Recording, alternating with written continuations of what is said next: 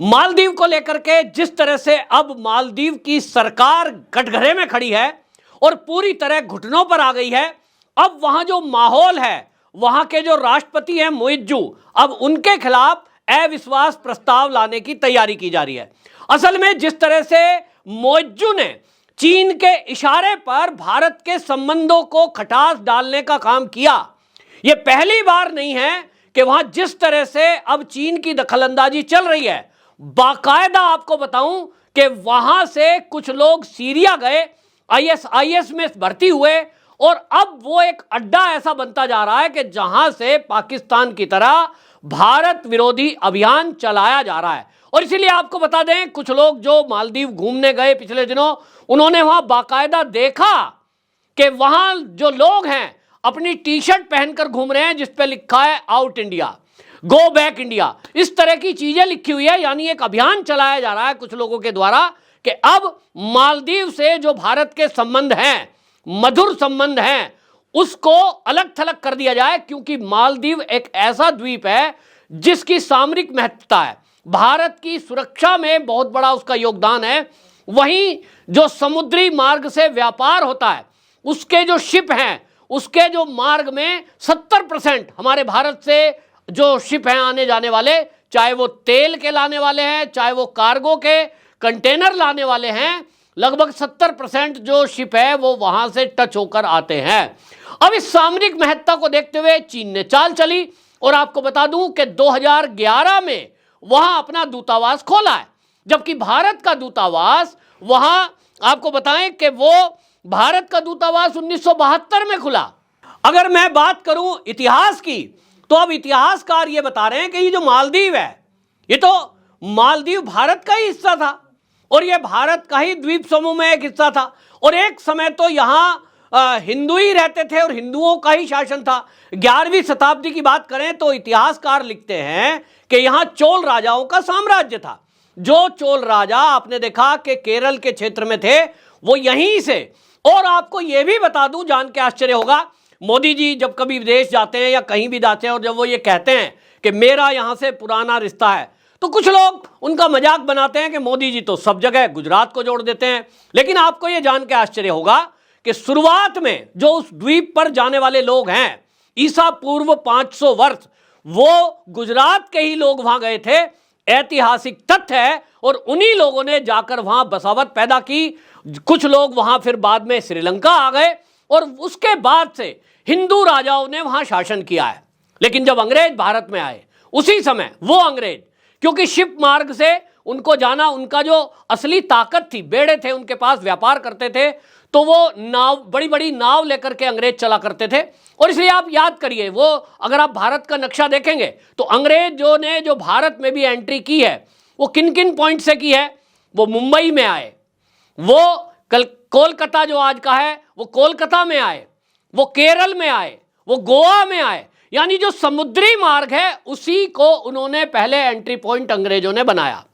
और उसी कड़ी में जब उन्होंने उनके आसपास के द्वीप देखे हैं, उन द्वीपों पर भी कब्जा करना शुरू किया।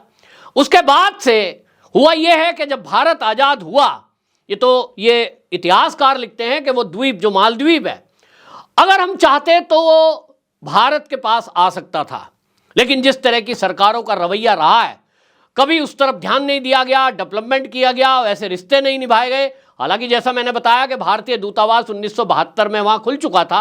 मालदीव का एक संविधान है और उस संविधान के तहत मालदीव ने तय किया, वो संविधान जो मालदीव ने बनाया अपना 2008 में, और उस संविधान के तहत उसने लिखा कि मालदीव की नागरिकता केवल वही ले सकता है जो सुन्नी मुसलमान होगा। वहां मालदीव में वही रह सकता है जो सुन्नी मुसलमान होगा। और उसने इस्लामिक देश अपनी तरफ से वो घोषित किया। लेकिन आपको जान के आश्चर्य हो जाएगा कि मालदीव के लोग भारत की नागरिकता ले सकते हैं। वो बड़ी चतुराई के साथ भारत की नागरिकता लेते रहे, भारत के साथ व्यापार करते रहे और भारत की प्रॉपर्टी भी खरीदते रहे। और एक मोटा इन्वेस्टमेंट मालदीव के लोगों ने भारत में भी किया है और भारत के लोगों को वहां आने जाने की जो रिश्ते कायम उन्होंने किए हैं, उसका एक बड़ा कारण है कि मालदीव में जाने वाले जो लोग हैं पर्यटन के रूप में, जो 2 लाख के करीब संख्या है, उसमें कौन लोग हैं? उसमें ज्यादातर केरल के लोग हैं, मुंबई के, बॉलीवुड के लोग हैं, और बाकायदा पूरी प्लानिंग के साथ, शिया हो या सुन्नी, उन्होंने एक इस्लामिक द्वीप होने के कारण उसको प्रमोट किया है। और आपको जान के आश्चर्य होगा कि मालदीव के युवक भारत की लड़की से शादी करते हैं, केरल में, मुंबई में, या जो भी जिस क्षेत्र में जाना चाहें, और इसलिए उनको यहां की नागरिकता दी जाती है। भारत की नागरिकता वो ले लेते हैं, लेकिन भारत का यदि कोई नागरिक मालदीव की नागरिकता लेना चाहे वो नहीं ले सकता। यानी भारत की लड़की अगर शादी करके मालदीव जा रही है, उसको नागरिकता नहीं मिलती। ये सब षड्यंत्र चल रहा है। और इसी के लिए आपको बता दूं कि वहां के जो मंत्री हैं, उन्होंने मोदी जी का मजाक बनाया। ये कोई अचानक नहीं हुआ है, ये वहां पहले से चल रहा है। और अब जो मोइज्जू राष्ट्रपति बने हैं, उन्होंने तो तय कर दिया है कि भारत सरकार के साथ जो 200 से अधिक समझौते किए हुए हैं भारत ने, अब उसको मैं रिव्यू करूंगा। भारत की जो नेवी के वहां पर रडारशिप खड़े हैं निगरानी के लिए, उनको वापसी करेंगे। क्यों? वो चाहते हैं कि अब भारत यहां से आउट हो जाए, क्योंकि अब हम अपने आप में जो भी रिश्ते रखेंगे, हम इस्लामिक देशों से रखेंगे। और इसलिए मालदीव का राष्ट्रपति पहले तुर्की जाता है, फिर वो चीन जाता है, लेकिन भारत नहीं आता है। अब अगर वो जनता के दबाव में, या यूं कहें अपने फायदे को देखते हुए, पर्यटन के लगातार झटके पे झटका मिलने के कारण वहां की जनता अब जब ट्रोल कर रही है, होटल इंडस्ट्री से जुड़े हुए लोग, टूरिज्म से जुड़े हुए लोग अब वहां की सरकार को घेर रहे हैं, और वो ये कह रहे हैं कि अब इस सरकार को हम उठा फेंकेंगे और इसके खिलाफ अविश्वास प्रस्ताव लाया जाएगा कि ये जो मोइज्जू है, ये इस तरह की कट्टरवाद को जन्म दे रहा है, जिससे मालदीव की इंडस्ट्री को, ये जो पर्यटन इंडस्ट्री है, इसको बड़ा झटका लगा है। अब आप सोचिए, उनके जो हित नहीं सध रहे हैं, तो वहां की जनता कुछ विरोध में हो रही है। लेकिन यह भी एक कटु सत्य है कि अब भारत का वो अंग है, तो भारत के अंदर से एक मांग उठ रही है कि भाई ठीक है, अब यह भी ध्यान में रखा जाएगा कि पहली बात तो उसका हाल अब पाकिस्तान की तरह करना होगा। भारत के लोगों को कम से कम यह समझना होगा कि जो बॉलीवुड के लोगों ने वहां पैसा लगाया है, जो मेरे पास खबर आ रही है उसके अनुसार बॉलीवुड के कई ऐसे लोग हैं जिन्होंने धार्मिक कट्टरता के चलते मोटा इन्वेस्टमेंट मालदीव में किया है। शूटिंग करने जाते हैं, फिर वहां शूटिंग की, मोटा पैसा इन्वेस्ट करते हैं, और उनके होटलों में और बाकी जगह में वहां पैसे लगे हुए हैं। ट्रेस करना भी आसान है नहीं है। मतलब आप सोचिए, अगर फिल्म इंडस्ट्री का लोग 500 करोड़ रुपया वहां दे आएगा, कोई बड़ा हीरो हीरोइन है जिनके पास बहुत पैसा है, तो वहां की सरकार के अनुसार उनको तो वहां लगाने में अधिकार है। वो वहां की नागरिकता भले ही ना ले, लेकिन वहां उनको सारी सुविधाएं मिलती है, उनका पैसा इन्वेस्ट करा दिया जाता है, और इसीलिए उनका इंटरेस्ट है वहीं जाकर के वो शूटिंग करना पसंद करते हैं। भारत सरकार कितना ही प्रमोट कर ले, ये जो बॉलीवुड के वो लोग हैं जो अपनी कट्टरवादी सोच रखते हैं, मैं नाम किसी का नहीं ले रहा हूं, लेकिन वो कभी भी भारत के लक्षद्वीप में या अंडमान निकोबार में या गोवा में शूटिंग नहीं करेंगे, क्योंकि उनको अपना एक एजेंडा चलाना है। और एजेंडा बिल्कुल साफ है कि उनको दुनिया को अपना इस्लामिक नजरिए से देखना है, और धर्म के कारण उनको एक दूसरे की मदद करनी है। दूसरी तरफ भारत 140 करोड़ की आबादी, और उस 140 करोड़ में अगर 20 करोड़ उन लोगों को निकाल दें जो मालदीव को शायद धर्म के कारण पसंद करते हो, जैसा पाकिस्तान को करते हैं, तो 120 करोड़ जो भारतीय हैं उनको ये विचार करना होगा कि हम अपने देश की रक्षा, सुरक्षा और तरक्की के लिए क्या विचार करते हैं, कि हम किसको पैसा दे रहे हैं, हम कहां इन्वेस्ट कर रहे हैं।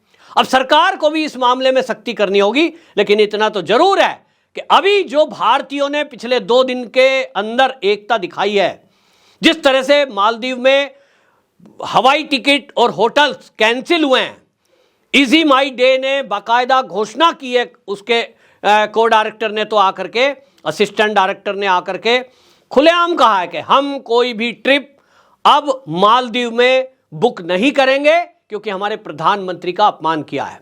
लेकिन ये एक अकेले किसी कंपनी के करने से नहीं होगा, ये आप और हम जब करेंगे तो निश्चित जानिए बड़े बड़े देश को हम झुकाने में कामयाब हो जाएंगे। हालांकि मालदीव सरकार घुटनों पर आई है, लेकिन उसके पीछे उसका हित छुपा हुआ है। अल्टीमेटली मालदीव पाकिस्तान की तरह ही रिएक्ट कर रहा है और वो पाकिस्तान की तरह ही भारत के लिए खतरा भी बन सकता है। इस बात को ध्यान में रखते हुए भारत सरकार को आगे की योजना बनानी होगी। और ये तो पक्का ही है कि ये, जैसा मैंने बताया कि महात्मा बुद्ध के जमाने से ये भारत का ही भाग था, मालदीव भी एक ना एक दिन फिर से भारत का ही कब्जा होगा, ऐसा मैं तो सोचता हूं।